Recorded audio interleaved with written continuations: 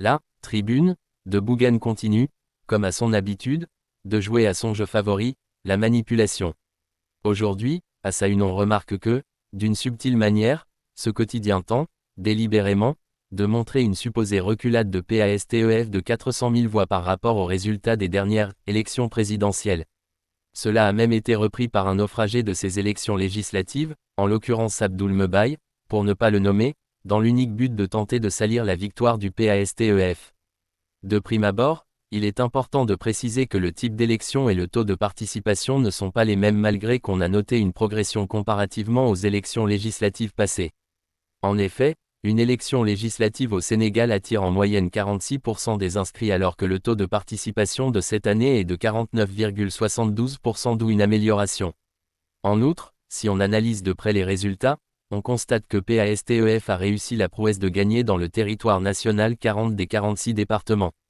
Et même parmi les 6 départements perdus on note une nette progression des résultats de PASTEF. Nous pouvons prendre l'exemple du département de Podor où, lors des élections présidentielles, PASTEF avait eu 10 941 voix contre 117 001 voix de BBY, et il se trouve que lors de ces élections législatives PASTEF a récolté 21 641 voix contre 41 349 voix de Amadou Ba. Un autre exemple, à RANEROU Ferlo le score était de 12 567 pour BBY contre 1239 pour PASTEF. 8 mois plus tard on note une nette progression de PASTEF avec le score de 5 550 voix contre 8 239 voix pour TAKKU Walu. Ailleurs, dans le département de LINGUERE où BBY avait eu 42 782 voix contre 22 449 voix pour PASTEF, on a enregistré une remontada exceptionnelle avec 29 096 voix pour PASTEF contre 21 991 pour le second.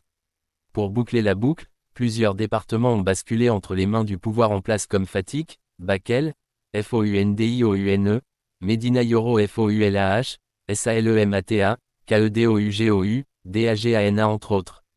Ce qui démontre à suffisance la percée considérable du leader Ousmane Sonko lors de ces élections législatives. Nous savons que la défaite a été amère et difficile à avaler mais nous invitons ces brebis égarées à rejoindre le troupeau avant qu'il ne soit trop tard. À défaut qu'ils aillent rejoindre leurs collègues aigris au balcon du danseur de Dja, pour mieux digérer leur défaite, c'est mieux que de venir polluer notre atmosphère avec des raisonnements farfelus et des hypothèses tirées par les cheveux. Sérigné Mourbousso, coordinateur de la JPS Dakar, membre du cabinet politique de Ousmane Sonko.